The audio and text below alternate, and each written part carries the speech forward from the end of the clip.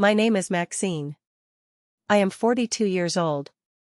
And my own sister, a high-ranking bank manager, publicly humiliated me for trying to withdraw $200.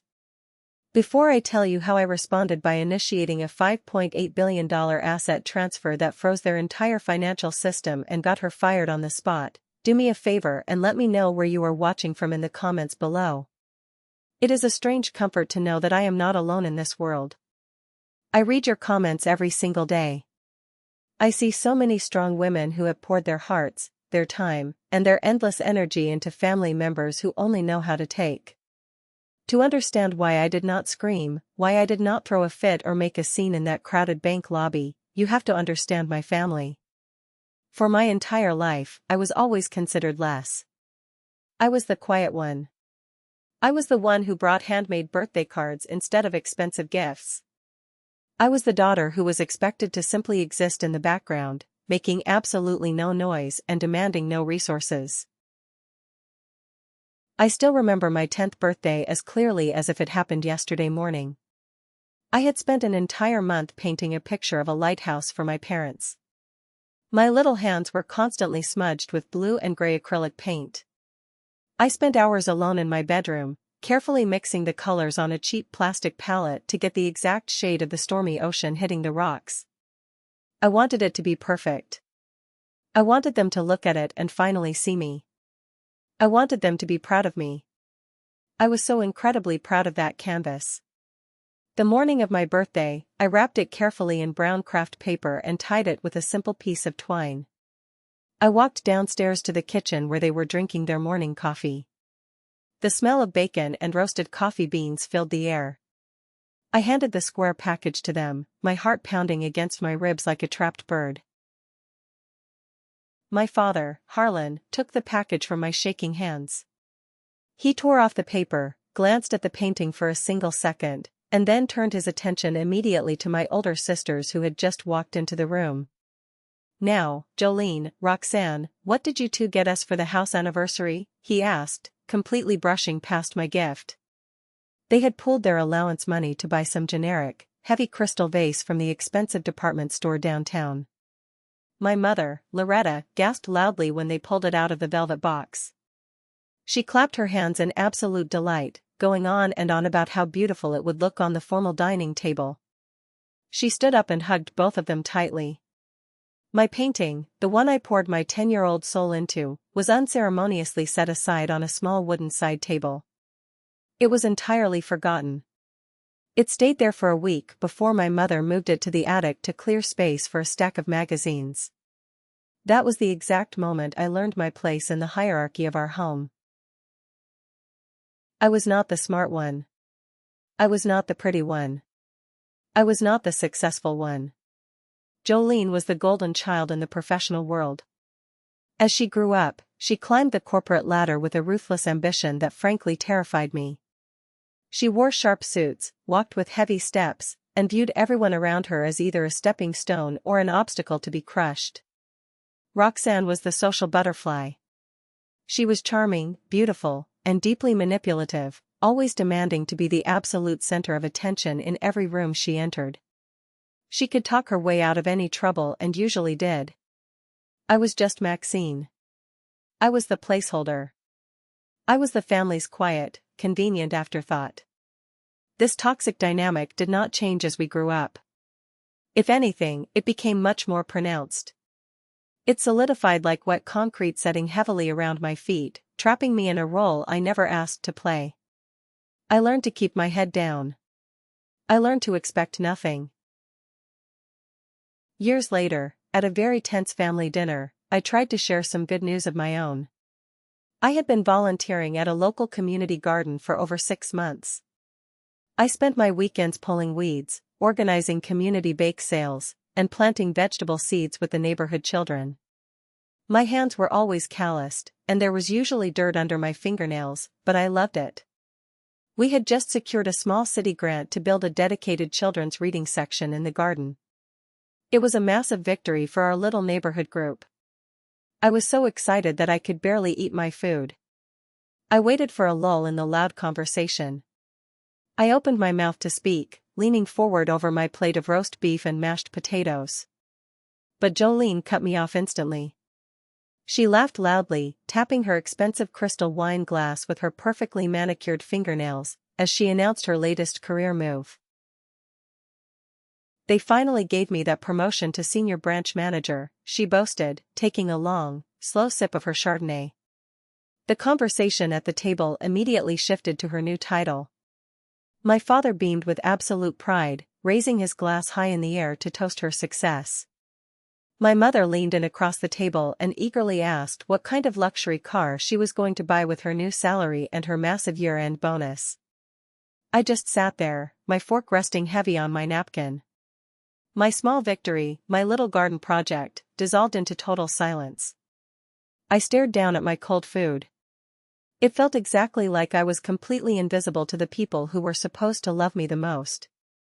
The only person in that entire house who ever truly saw me was my grandfather. He was a quiet man, much like me, but his sharp blue eyes missed absolutely nothing. He used to sit on the back porch in his rocking chair, smoking his pipe, and just watch us interact. He saw how Jolene bullied me. He saw how Roxanne manipulated our parents. He saw how my parents allowed it to happen.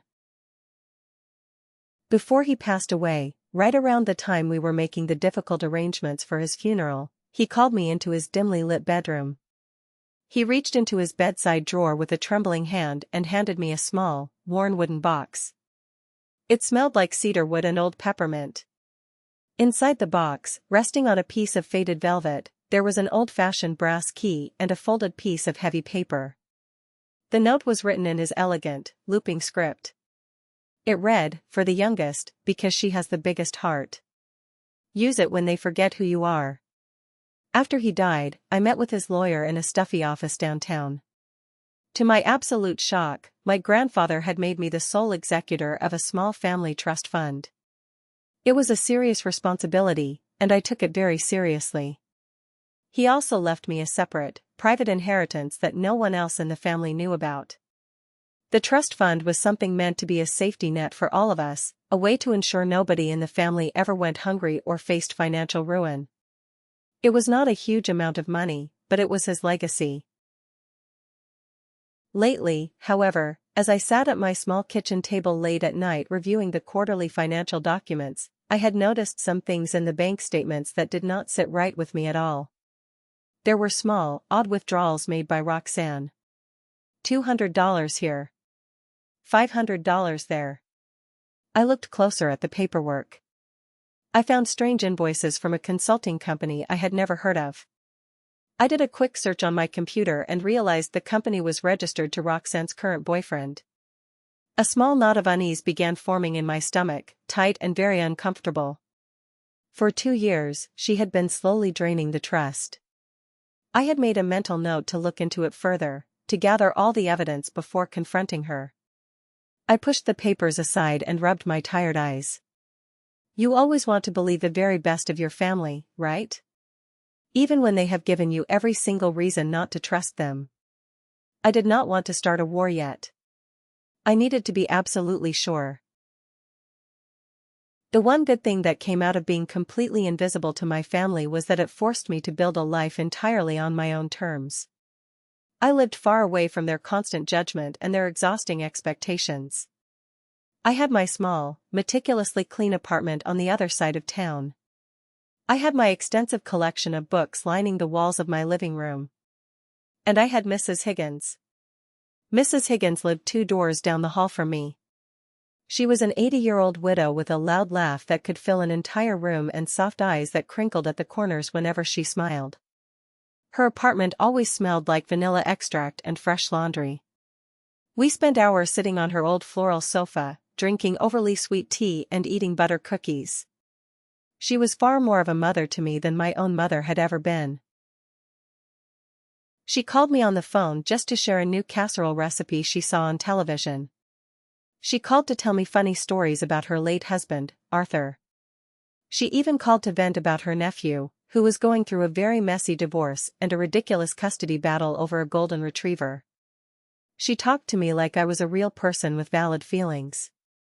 She truly saw me for who I was, not for what I could provide for her.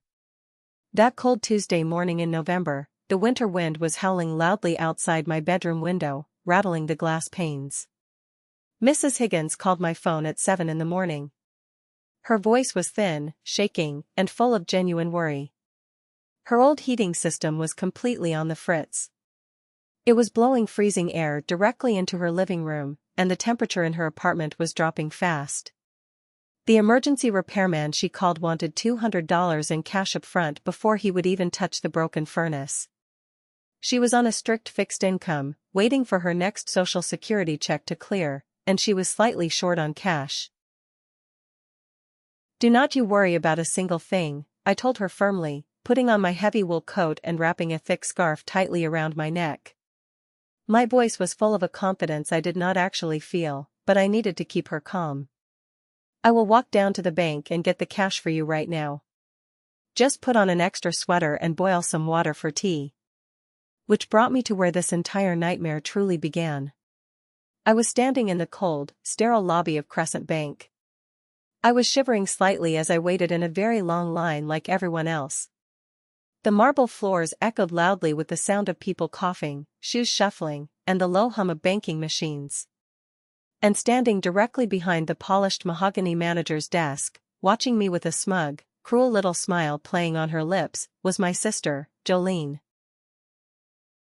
She was wearing a perfectly tailored designer suit that probably cost more than my monthly rent.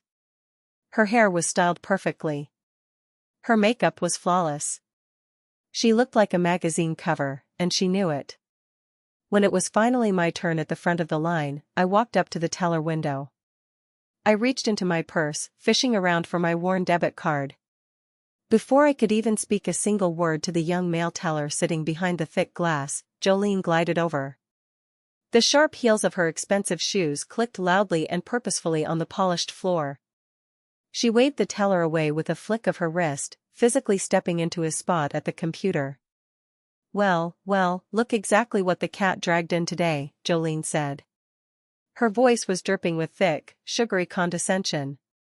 She leaned her elbows heavily on the marble counter, staring down at my old winter coat. "What can we possibly do for you, Maxine?" I felt my stomach drop, but I kept my voice very low, not wanting to draw any attention from the tired people standing in line directly behind me. "I just need to withdraw $200, Jolene. It is an emergency for a neighbor." She let out a short, sharp laugh that echoed loudly off the high ceiling. It was a deliberate, calculated performance, and the entire bank lobby was her captive audience. $200? "Is that all?" she mocked loudly, her voice carrying across the silent room. She leaned in closer to the glass partition.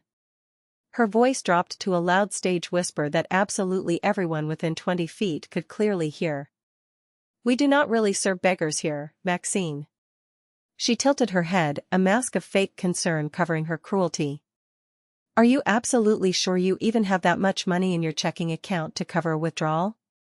Or did you drain your college fund completely dry years ago to pay for your little gardening hobbies?"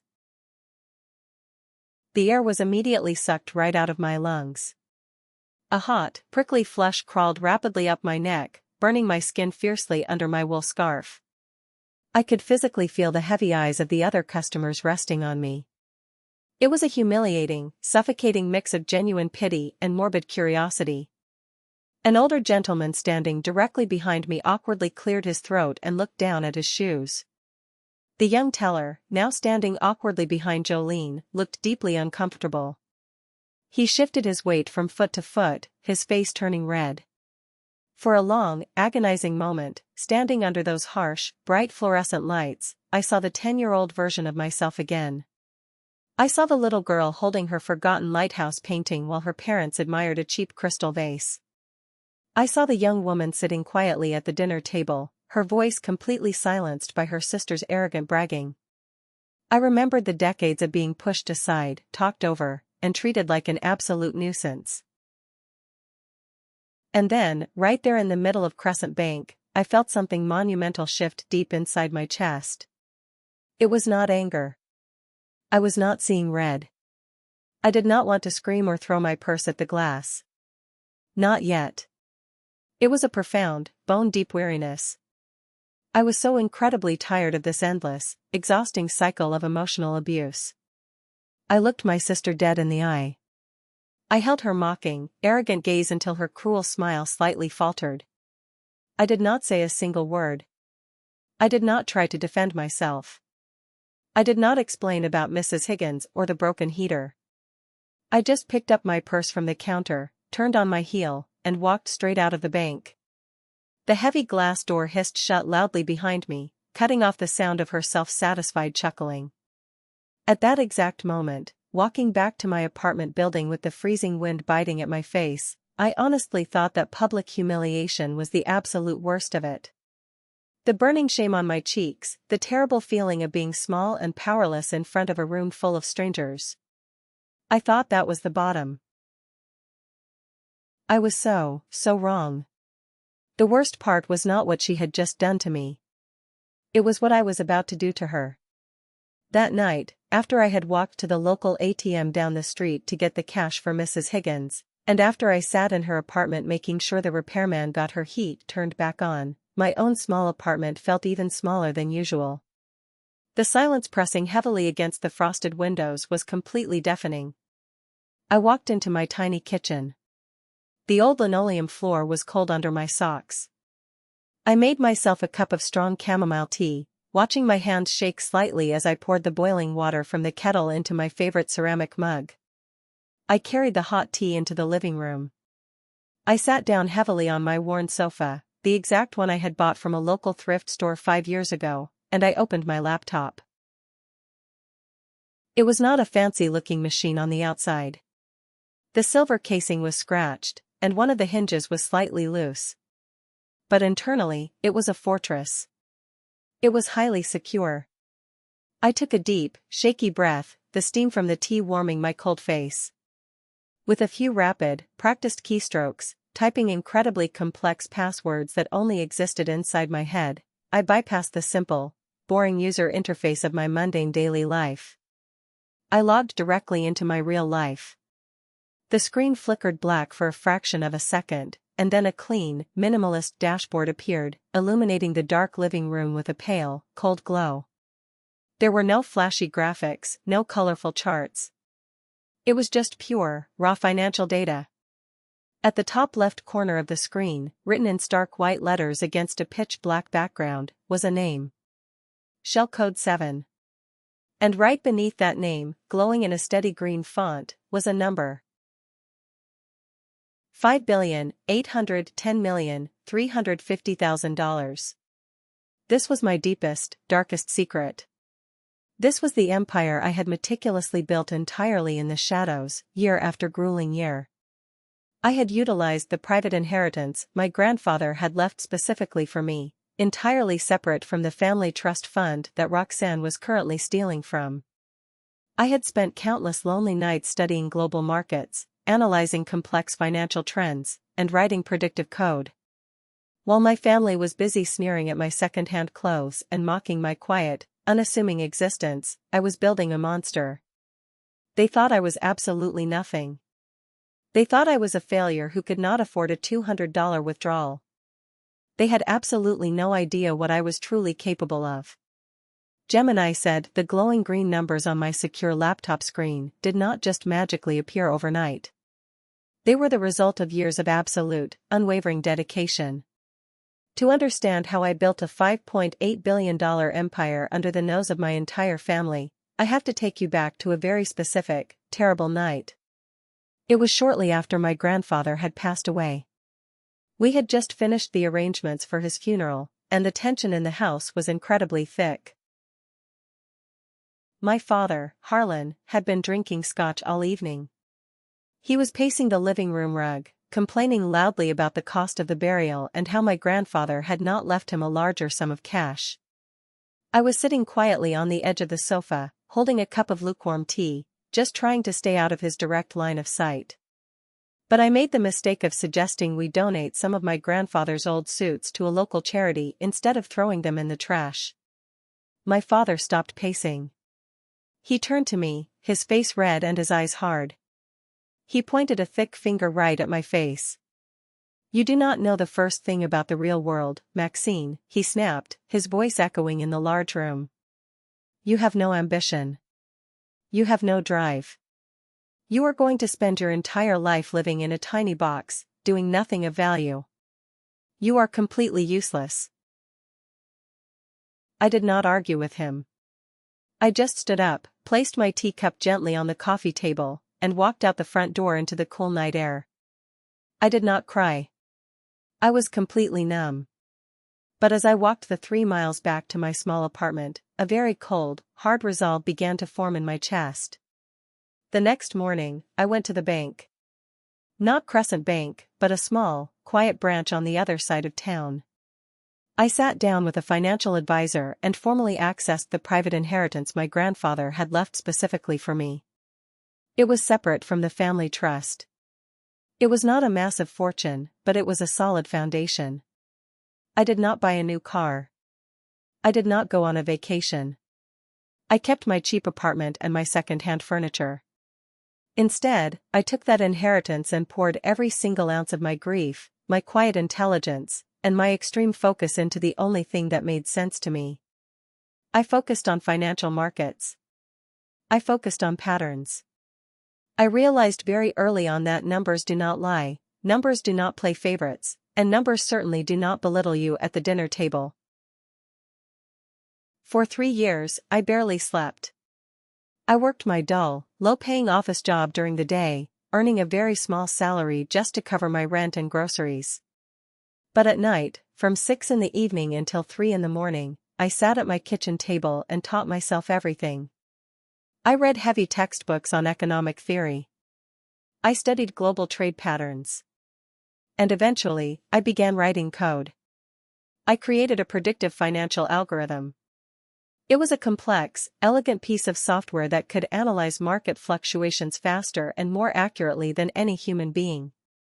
I called the algorithm M-Dove. I named it after the mourning doves that used to coo softly outside my childhood bedroom window, the only pleasant sound in that house. M-Dove was not a real person. It was a ghost in the machine. It was a digital entity, and I was its sole architect. I used my grandfather's inheritance as the initial seed money for the trades my algorithm recommended. At first, the returns were small.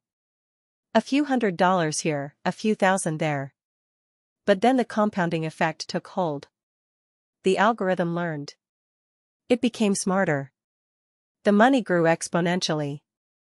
I established Shell Code 7 as the official investment fund to house the growing assets, keeping my real name completely hidden behind layers of legal protection and corporate shells. To the rest of the world, and especially to my family, I was still just Maxine. I was the quiet woman who wore faded sweaters and clipped coupons at the grocery store. No one had the slightest idea that I was the phantom force directing billions of dollars across global markets.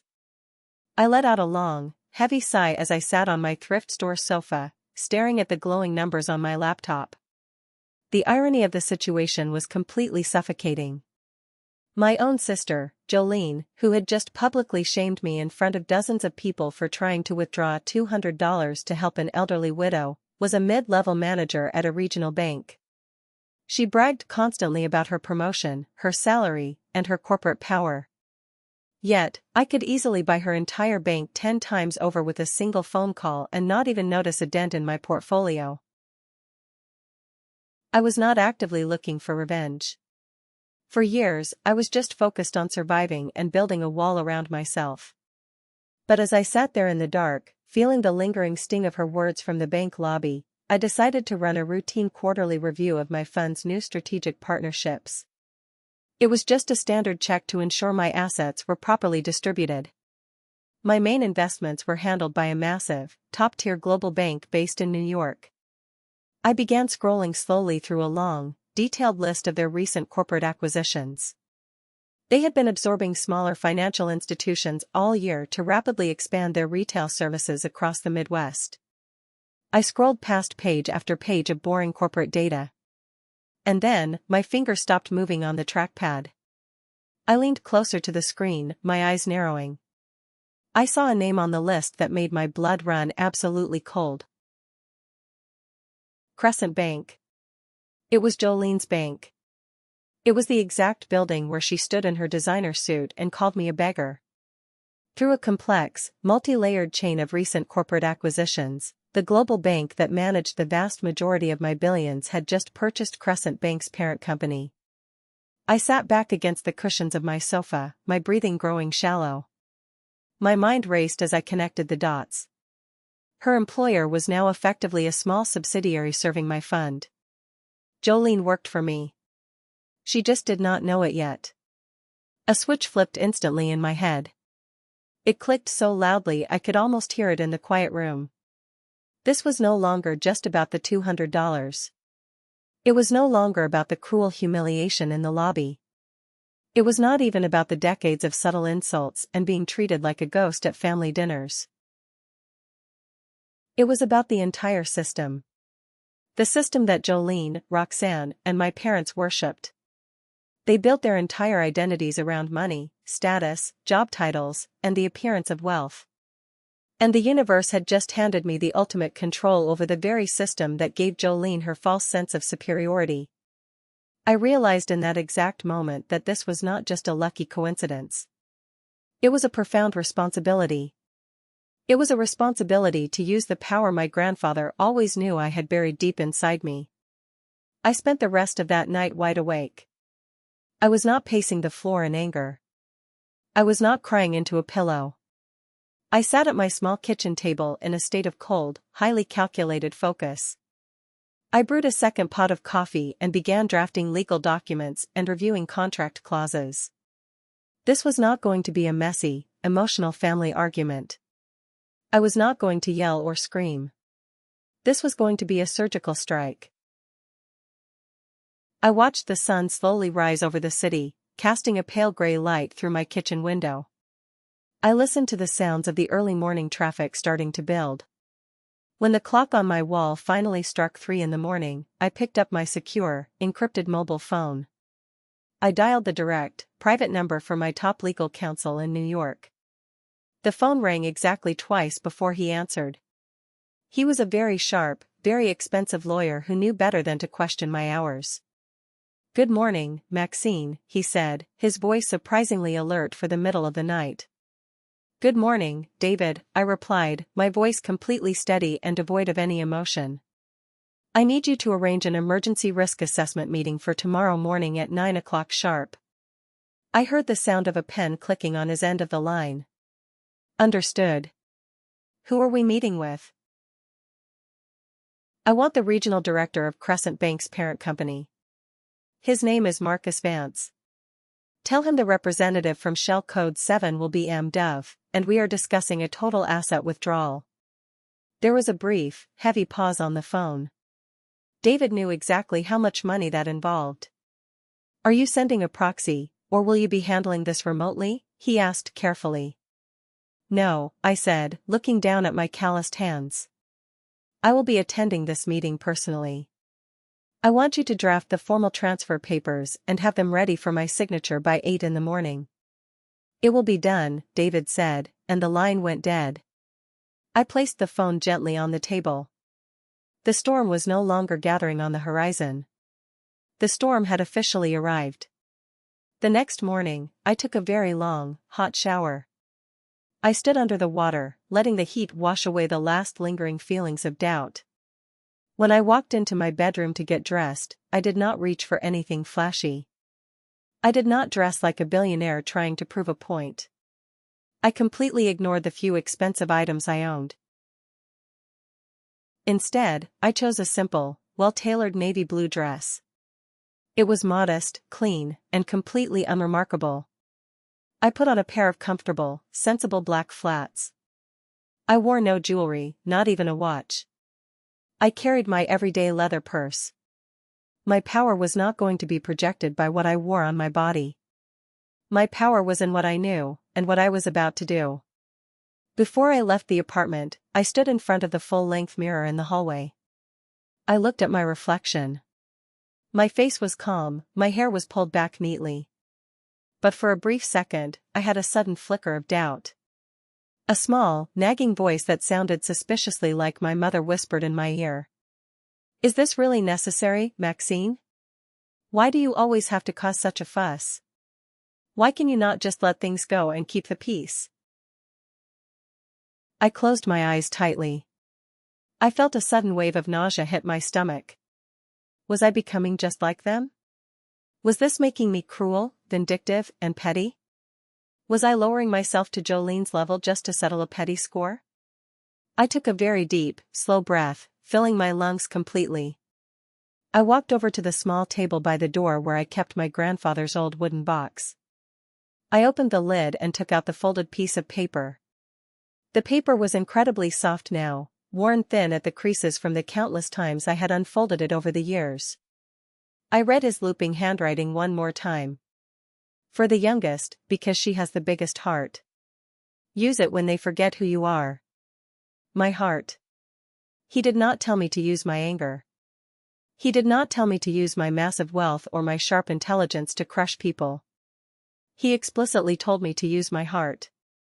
And as I stood there in the quiet hallway, my heart finally understood the truth. True strength was not about being a doormat and letting toxic people walk all over you in the name of family loyalty. True strength was about establishing firm boundaries. It was about demanding basic human respect. Not respect because I was a secret billionaire, but respect because I was a human being who deserved to be treated with dignity. What I was about to do was not an act of blind revenge. It was a necessary act of self-preservation. It was time to close the account on their abuse. My resolve hardened instantly. The doubt vanished, replaced by a calm, crystal-clear purpose. I carefully folded the note and placed it inside my purse. It felt like a secret piece of armor. I locked the door to my apartment and walked out to my car. The drive to the bank took exactly 20 minutes. The morning traffic was heavy, but I did not feel rushed. I listened to a classical music station on the radio, watching the gray city blocks roll by. When I pulled into the parking lot of Crescent Bank, I parked in the back corner, away from the reserved manager spots. When I walked through the heavy glass doors of the bank for the second time in 24 hours, the atmosphere inside was completely different. The air was thick with nervous energy. A tall, balding man in an extremely expensive, dark gray suit was pacing anxiously near the front entrance. He was constantly checking his heavy gold watch and wiping sweat from his forehead with a white handkerchief. This was Mr. Marcus Vance, the regional director. I knew he had been forced to take a very early flight from Chicago that morning just to meet my demands. He rushed forward the absolute second I walked through the doors, his hand outstretched eagerly. Ms. Dove? It is an absolute honor to finally meet you in person, he said, his voice breathless. He pumped my hand vigorously. I am Marcus Vance, regional director. Thank you so much for coming down here today. We are completely at your disposal. His eyes darted around the lobby nervously. He clearly had no idea why a billionaire client wanted to meet at this specific, unremarkable branch location. Out of the corner of my eye, I saw movement. Jolene was standing near the door of her large, glass-walled office. She was holding a stack of files. When she looked up and saw me standing in the lobby again, her face immediately curdled into a familiar, ugly sneer. She dropped the files on her desk and started to march across the marble floor. I knew exactly what she was going to do. She was coming over to yell at me and have the security guard throw me out onto the street. But as she got closer, her aggressive stride suddenly faltered. She stopped dead in her tracks. She finally registered the scene unfolding in front of her. She saw Mr. Vance, the man who controlled her entire career trajectory, bowing and fawning over me. She saw his pale, sweating face and his anxious body language. The cruel sneer on Jolene's face froze completely. It was rapidly replaced by a look of utter, blank bewilderment. Her mouth opened slightly, but no words came out. Please, right this way, Ms. Dove, Mr. Vance said loudly, gesturing with a trembling hand toward the glass-walled office. We can speak privately right in here. Manager, clear the room please. Mr. Vance did not even look at Jolene as he gave the order. He just shooed her away like a bothersome fly. We walked directly into her office, the very same room from which she ruled her little kingdom and terrorized her employees. I walked slowly around the large oak desk and sat down comfortably in the plush leather visitor's chair. I placed my purse gently on my lap.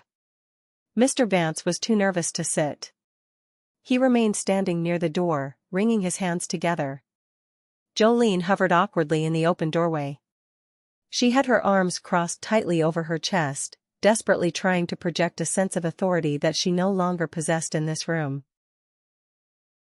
The silence stretched on for 10 very long, very uncomfortable seconds. I let them sit in it. I let the tension build until the air felt heavy enough to cut with a knife. So, I finally began, my voice very quiet, but carrying clearly in the tense silence. Shell Code 7 has some serious concerns regarding our continued partnership. Mr. Vance swallowed hard. I could physically see his Adam's apple bob up and down. Of course, Ms. Dove. We take your concerns with the utmost seriousness. Anything you need. How can we immediately rectify the situation? I looked away from his terrified face and turned my gaze slowly to my sister. She was staring at me like I had suddenly grown a second head.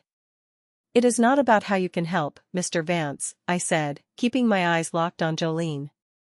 It is about a final decision my board has already made this morning. Due to, let us call them, extremely serious concerns about the toxic professional culture and the gross management competency at this specific retail branch, Shell Code 7 is initiating a hostile asset transfer. Mr. Vance looked like he was going to physically vomit on the carpet. All the color rapidly drained from his face, leaving him a sickly shade of gray. He reached out and gripped the edge of the doorframe to steady himself. Jolene just looked completely clueless. She uncrossed her arms and took a step forward. "A what?" she asked, her voice shrill and confused. "What are you talking about, Maxine? What is she doing here, Mr. Vance?" I turned my full, undivided attention to her for the first time since I sat down. "It is a high-level banking term, Jolene," I said, my voice completely flat and devoid of any sisterly warmth. "Let me simplify it so you can fully understand. It means my investment fund is publicly declaring to the federal regulators that your bank's parent company is too incompetent and poses far too much risk to manage our money." I paused, letting the words hang in the air before delivering the final blow.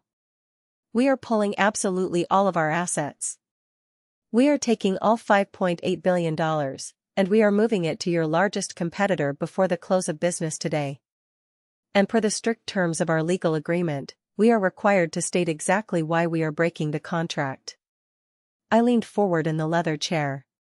"The official reason filed with the regulatory board will be a complete loss of confidence in local personnel. Specifically, the personnel managing this exact branch." The heavy silence that followed my words was completely deafening. The only sound was the faint hum of the air conditioning vent above our heads. I watched the gears turning violently in Jolene's head. It was a slow, incredibly painful process for her to comprehend. The mysterious name M. Dove. The utterly impossible sum of $5.8 billion. And me. Maxine. The worthless, invisible sister she had bullied her entire life, sitting in this chair, dictating the collapse of her entire corporate structure. It all crashed together in her mind at the exact same moment. Her jaw went completely slack. Her eyes widened in sheer, unadulterated horror. She looked like she had just been struck by lightning. If you have made it this far, please do me a favor, like the video and comment number 1 down below. It lets me know how awesome you are and shows that you are right here with me on this journey. Your support is a massive encouragement and truly motivates me. Drop that one so I can recognize you, and now, let us get back to my story. "You," Jolene whispered. Her voice cracked, sounding like dry leaves breaking apart. "It is you. You are M. Dove." I gave her a very small, very sad smile. I did not feel victorious. I just felt incredibly tired. "Yes, Jolene. It is me, I replied softly.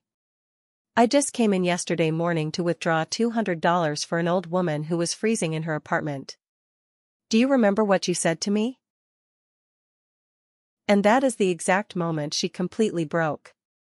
The arrogant, untouchable bank manager, the family's golden child, my lifelong tormentor, simply crumpled into pieces. Her knees literally buckled underneath her. She dropped heavily to the carpeted floor in a messy heap. It was not an elegant, dramatic faint. It was a complete and total physical collapse. No, no, no, please, she began to sob. Actual, heavy tears started streaming rapidly down her face, completely ruining her perfect, expensive makeup. Black mascara ran down her cheeks in dark streaks. She dropped to her hands and knees and actually started to crawl across the floor toward the chair I was sitting in. Maxine, please, she begged, her voice high and desperate. Please do not do this to me. You cannot do this. You will completely ruin me. My career will be over. You will ruin the family's reputation in this town. She reached out with a trembling hand, trying to grab the fabric of my navy blue dress. I pulled my legs back, out of her reach. What will Mom and Dad say? She wailed, tears dripping off her chin onto the carpet. I sat there and looked down at her. Her frantic pleas were not for forgiveness. She was not apologizing for humiliating me yesterday. She was not apologizing for decades of cruelty.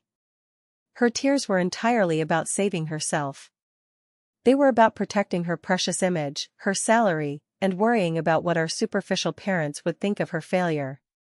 Even now, in a moment of utter, humiliating desperation, it was still absolutely all about her. I did not even have to say a single word in response. Mr. Vance, who had been standing frozen by the door, suddenly came back to life. His initial panic had instantly morphed into a mask of cold, absolute fury. His job was on the line, and he had just found the person responsible. He pointed a violently trembling finger at the sobbing heap on the floor that was my sister. You, Mr. Vance shouted, his voice booming so loudly that people outside the glass walls stopped working and stared. You did this. You brought this massive disaster down on our entire company because of your disgusting behavior. He took a step toward her, looking like he wanted to physically throw her out the window. Get out. Get out of my sight right this second. You are officially terminated. Pack your things under supervision. Security. 2 large security guards in gray uniforms rushed into the office immediately. They looked confused but followed the loud orders of the regional director. They reached down and gently but very firmly lifted a completely hysterical Jolene to her feet. She was screaming and crying, fighting against their grip, begging me to stop them. As they dragged her toward the office door, I stood up slowly from the leather chair. I smoothed the skirt of my dress. I looked at my sister. Her face was blotchy, red, and completely ravaged by her tears. I stepped closer to her and said quietly, making sure my voice was steady so only she could hear me over her own sobbing. This was never about the money, Jolene, I said. It was never about the $200. It was about basic human respect. Something you never learned how to give to anyone. I turned away from her and looked directly at the petrified Mr. Vance. The asset transfer stands as ordered, I told him coldly. The paperwork is already with your legal department. I picked up my purse, walked out of the glass office, and walked across the marble lobby. The entire bank was dead silent. Every single employee and customer was staring at me.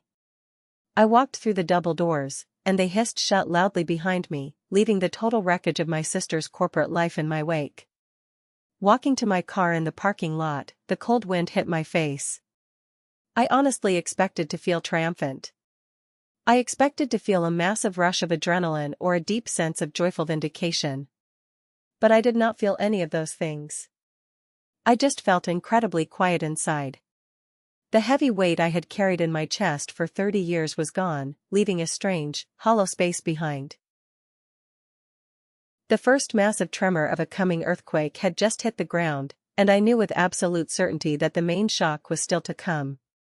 The family fallout was going to be brutal. As I put the key in the ignition and drove out of the parking lot, my mobile phone resting on the passenger seat started to buzz. And it did not stop buzzing for the entire 20-minute drive back to my apartment. I glanced over at the screen when I stopped at a red light. There was a text message from Roxanne. OMG, Maxine, I just heard something totally crazy happened with Jolene at work. Are you okay? Call me ASAP. We really should talk. That was immediately followed by a missed phone call from Gregory, Roxanne's sycophantic, constantly unemployed husband. Then came another text message, this time from my mother, Loretta. Maxine. Please call me immediately. We are all very, very worried about what is going on. Worried. I let out a harsh, dry laugh that echoed in the empty car. They were worried? They were certainly not worried yesterday morning when Jolene was publicly grinding my dignity into the dirt. They were never worried when I was sitting silently in the corner at holidays. They were only worried right now because the power dynamic of the entire family had just violently shifted, and they could smell the money. The sickeningly sweet tone of the text messages, the sudden, desperate concern for my well-being, it was so incredibly transparent it was almost laughable. I let the phone continue to buzz and vibrate against the leather seat. I ignored every single notification. I needed a moment to breathe, to center myself in my quiet apartment before dealing with the incoming storm. But they were absolutely relentless. Finally, as I pulled into the small parking lot of my apartment building and turned off the engine, the phone began to ring loudly again. The screen flashed my mother's name. I sat in the cold car for a long time, just watching her name flash on the bright screen. I do not know exactly why, but I finally reached over and answered the call. Maybe some small, foolish part of my inner child still hoped for a different, loving reaction. Hello, Mother, I said flatly. Maxine. Oh, thank God you answered, she gasped. Her voice was a rapid, high-pitched torrent of panicked words. What on earth have you done? Jolene is at my house right now, and she is an absolute mess. She is hysterical. I stared out the windshield at the brick wall of my building. I did not say anything. Her entire career is over, Maxine, my mother continued, her voice growing sharper, the familiar tone of accusation bleeding through the fake panic. Mr. Vance fired her. How could you be so incredibly cruel? How could you be so vindictive to your own flesh and blood? The absurdity of her words washed over me. After all we have done for you, you do this terrible thing to your own sister? She yelled into the phone. You have to call that man back and fix this immediately. Tell him it was a misunderstanding. Think of the family, Maxine. Think of the family's reputation in this community. I sat in the driver's seat and listened to her hyperventilate. Not once did she ask me if I was okay. Not once did she say, Maxine, I cannot believe Jolene treated you like a beggar in public. Not once did she say, I am so sorry we allowed her to bully you all these years. It was just demands. Fix it. Think of the family reputation. The very last, tiny bit of hope remaining inside me instantly withered and died in the cold car. The last thin thread of family obligation finally snapped. My voice, when I finally spoke into the receiver, was colder and harder than I had ever heard it before. You are absolutely right, Mother, I said calmly. We do need to talk about the family. All of us. We need to talk one last time. Yes. Yes, exactly, she said, her voice instantly flooding with relief, clearly thinking she had successfully bullied me into submission again. We will all come over to your apartment tonight. We will sit down and sort this out together. No, I said, cutting her off sharply. Sunday evening. Dinner. But not at my apartment. Where then? She asked, confused. I will text you the correct address on Sunday morning, I said. Bring everyone. Harlan, Jolene, Roxanne, and Gregory. Do not be late. I hung up the phone before she could reply or ask another question. I turned off the phone and put it in my purse. This could not be handled with 1,000 small cuts over the next 10 years. I could not keep playing this draining game with them. It had to be one single, clean break. A final reckoning to end the cycle completely. Sunday evening arrived with a heavy, gray overcast sky. I stood by the large bay window of my actual home, waiting for them. When I told you earlier that I lived in a small, cheap apartment, that was only partially true. I did keep that apartment. I liked the neighborhood, and I loved being near Mrs. Higgins. But years ago, as my fund grew into the billions, I had purchased a property to serve as my private sanctuary and secure home office.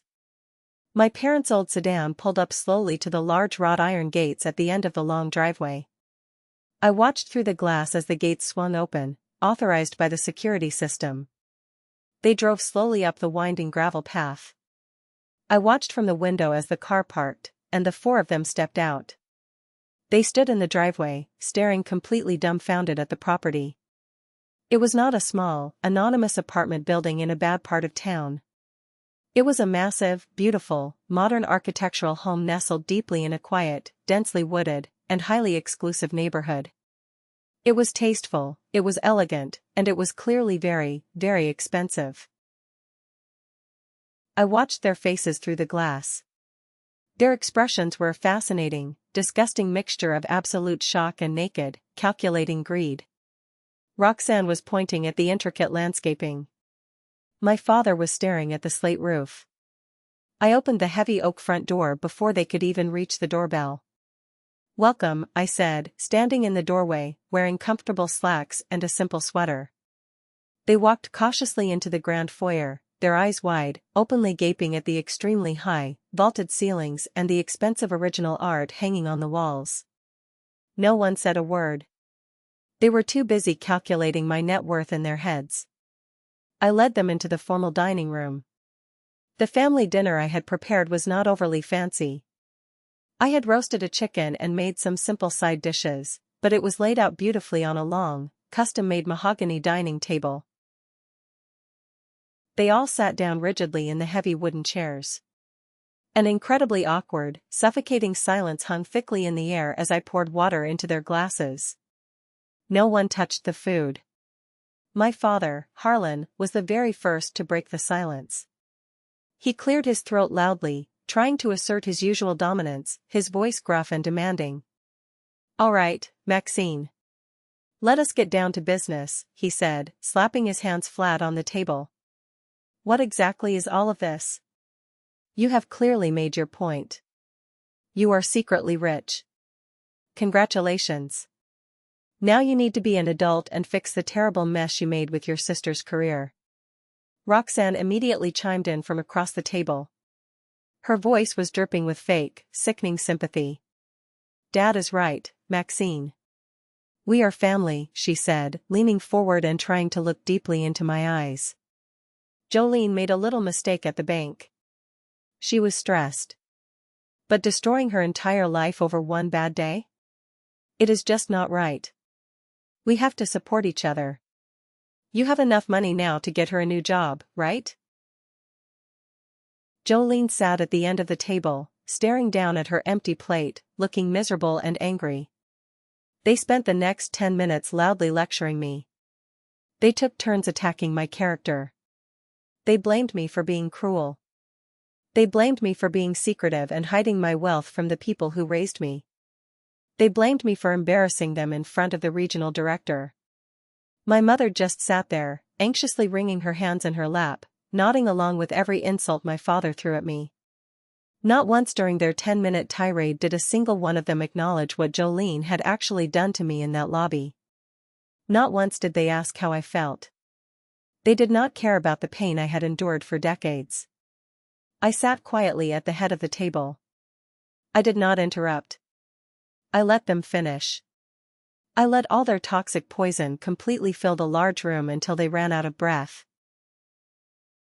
When they finally went silent, waiting for me to apologize and offer them my checkbook, I calmly stood up from my chair. I walked slowly over to a small wooden side table near the window. I picked up a thin, heavy, leather-bound file folder. I walked back and dropped it directly in the center of the mahogany dining table. It hit the wood with a loud, heavy thud that made my mother jump. "If everyone is completely finished talking about how I have ruined a life," I said. My voice was dangerously quiet, but it commanded the room completely. "Perhaps we can finally talk about how Roxanne has been actively ruining a legacy." The blood instantly drained from Roxanne's face. She looked like she had seen a ghost. Her confident posture vanished. What are you talking about?" she stammered, her eyes darting nervously toward her husband, Gregory. I reached out and flipped open the leather file. "I am talking about the family trust fund," I said clearly, making eye contact with my father. "The trust fund that grandfather set up to protect all of us. The one he explicitly trusted me to manage and look after." I pulled a highlighted bank statement from the file and slid it firmly across the polished wood table to my father. "Look at that document, Harlan," I demanded. "Do you see that withdrawal for $2,000? And this one for $1,500? And this series of withdrawals over the last 2 years?" I then pulled out another thick stack of stapled documents and slid them toward my mother. "And here are the forged, fake invoices that Roxanne repeatedly submitted," I continued, my voice gaining strength. "Invoices from a fake shell consulting company that Gregory legally registered, created solely to justify draining the trust fund." I looked directly at Roxanne. She was trembling. "For 2 entire years, she has been systematically stealing from us. She stole from you, Mother. She stole from you, Father. She stole from me. But worst of all, she stole from the memory of the only man in this entire family who actually valued integrity." The silence in the dining room was absolute and terrifying. Gregory looked down at his lap, his face bright red with shame. My father's face turned completely ashen white as he put on his reading glasses and looked closely at the undeniable, documented proof of the theft. The dates, the amounts, the fake company names. It was all there. My mother looked over at Roxanne. Her mouth was opening and closing like a fish out of water, but no sound was coming out. They were finally forced to open their eyes. They were forced to see the ugly truth that their other golden child was not just selfish and manipulative. She was a common, calculating thief who had robbed her own parents. I stood at the head of the table and looked at their shattered, horrified faces. The illusion of the perfect family was completely destroyed, scattered like broken glass across the dining room floor. "You want to sit in my house and talk about family?" I asked. My voice finally broke slightly, carrying the heavy, accumulated pain of a lifetime of rejection. "A real family does not do this to each other." I pointed at Jolene. "A family does not humiliate their sister in public for a laugh." I pointed at Roxanne. "A family does not steal the safety net left by a dying grandfather." I looked at my parents. "A family does not measure a child's worth in dollars, promotions, and crystal vases. A family shows up. A family protects." I took a deep, shuddering breath, feeling the last invisible chains falling off my body. "You were never a family to me," I stated clearly. "You were just demanding shareholders in my misery. You only wanted me around when you needed a punching bag or an audience." I reached out and closed the leather folder. "This is not a family anymore. It has not been one for a very long time. It is a completely failed business." I looked each of them directly in the eye, one by one. I wanted them to remember this exact moment for the rest of their lives. "And I am permanently liquidating my shares," I said. "Leave the file on the table, Harlan. Take your family, and get out of my house. This is goodbye." They did not argue. They did not try to apologize. The evidence was too overwhelming, and my authority in that room was absolute. They stood up in silence, their heads bowed, and slowly walked out the front door. I watched their car drive down the driveway and disappear into the night. I locked the heavy deadbolt, and for the first time in 42 years, I breathed freely. A few months have passed since that Sunday dinner. The loud noise and the drama have completely faded from my life. Roxanne's corporate employer found out about her embezzlement scheme after my father loudly confronted her.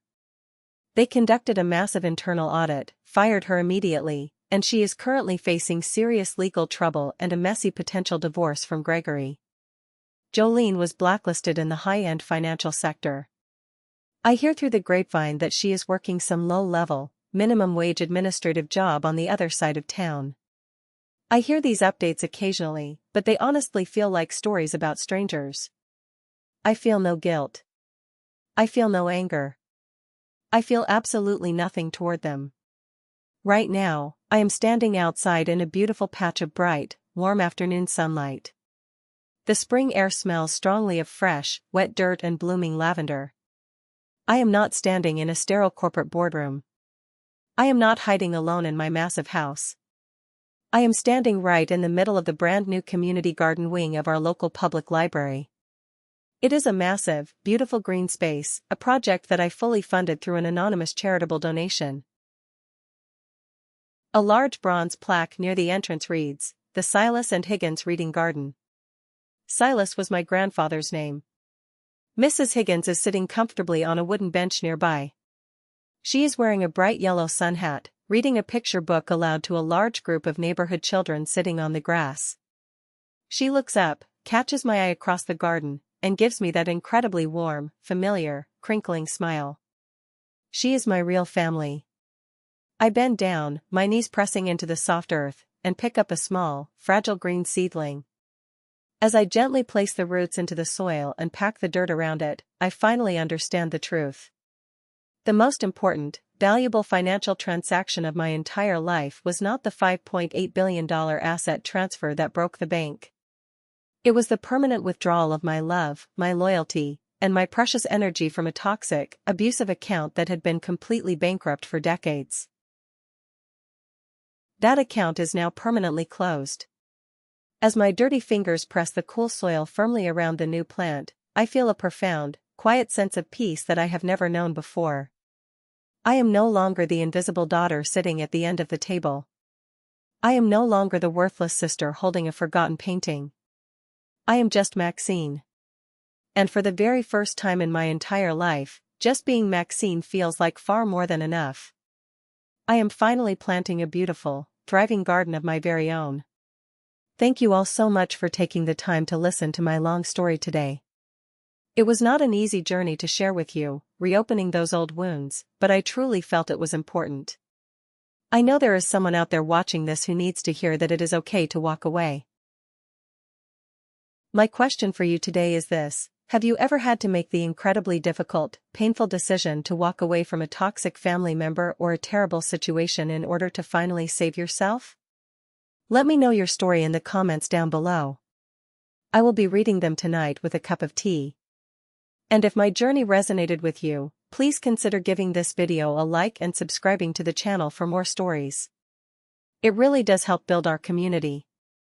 Until next time, take care of yourselves.